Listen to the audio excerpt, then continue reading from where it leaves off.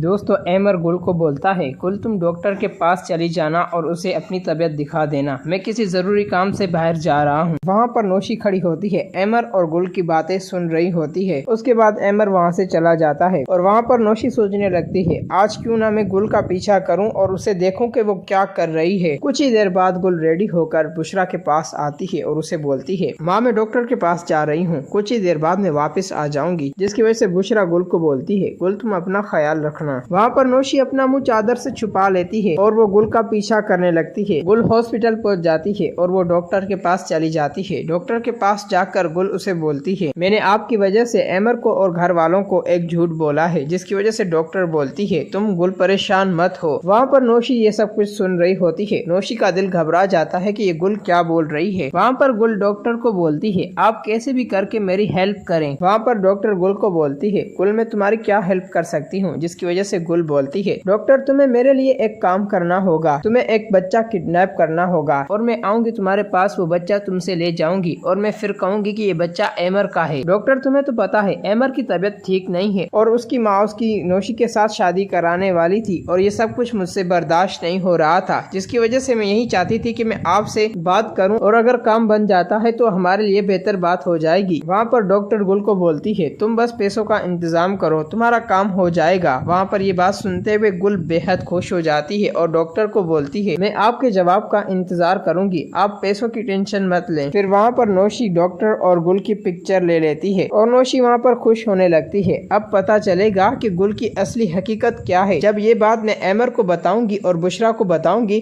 तो गुल को एमर तलाक दे देगा और उसे घर से निकाल देगा। घर पर एमर और बुशरा बैठे होते हैं एक साथ। जिसकी वजह से बुशरा एमर को बोलती है, एमर तुम्हें सोच समझ के अब कदम लेना होगा, तुम्हें अपने बच्चे का ख्याल रखना होगा। बल्कि गुल तो सिर्फ अपने बच्चे को संभाल रही है, वो तुम्हारे बच्चे पर बिल्कुल भी ध्यान नहीं दे रही। एमर कुछ तुम अपने बच्चे के बारे में सोचो। ये बात सुनते हुए वहाँ पर एमर का भी दिल घबराने लगता है और वो सोचने लगता है कि माँ बिल्कुल ही ठीक कह रही है। वहाँ पर गुल आ जाती है। जिसकी वजह से एमर बोलता है, गुल डॉक्टर ने बच्चे के बारे में क्या बोला। जिसकी वजह से गुल बोलती है, उसने बोला है कि बच्चा बिल्कुल ठीक है, एमर तुम किसी भी बात की टेंशन मत लो। वहाँ पर नौशी आ जाती है और गुल को बोलती है, ये सब कुछ झूठ बोल रही है, गुल बिल्कुल भी प्रेग्नेंट नहीं है, इसने एक झूठ बोला है। जिसकी वजह से वहाँ पर गुल घबरा जाती है और वहाँ पर नौशी बोलती है, गुल यही कुछ चाह रही थी कि तुम्हारी शादी एमर मुझसे ना हो पाए। जिसकी वजह से गुल ने तुम्हें और तुम्हारी माँ को बेवकूफ बनाया है, ये सब कुछ झूठ बोल रही थी, बल्कि मैं इसकी सारी बातें सुनकर आ रही हूँ। ये डॉक्टर को बोल रही थी कि तुम एक बच्चा किडनैप कर लेना और वो मुझे दे देना, फिर मैं एमर को बोलूंगी कि ये तुम्हारा बच्चा है। ये बात सुनते हुए वहाँ पर गुल बोलती है, तुम्हारे पास क्या सबूत है और मैं आखिरकार झूठ क्यों बोलूंगी। उसके बाद नौशी अपनी मोबाइल निकालती है और एमर को, ये देखो गुल इस डॉक्टर से बात कर रही है। ये बात सुनते हुए वहाँ पर गुल बोलती है, मैं तो डॉक्टर से बात ही करने गई थी और अपनी तबीयत दिखाने गई थी। वहाँ पर एमर बोलता है, नौशी तुम्हारे पास कोई सबूत ही नहीं है, तुम ऐसे केस झूठ का इल्जाम दे सकती हो। वहाँ पर नौशी बोलती है, ये सब कुछ मैं जाहिर करके आप लोगों को दिखाऊंगी। और वहाँ पर नौशी बुशरा को बोलती है, आप ऐसा करें, गुल को किसी और डॉक्टर के पास लेके जाएं और उन डॉक्टरों को दिखाएं। ये बात सुनते हुए वहाँ पर बुशरा बोलती है, नौशी तुम्हारी बात बिल्कुल ठीक है, अब मुझे ऐसा ही करना होगा। दोस्तों अगर आप लोगों को ये वीडियो अच्छी लगी है तो इस वीडियो को लाइक करें।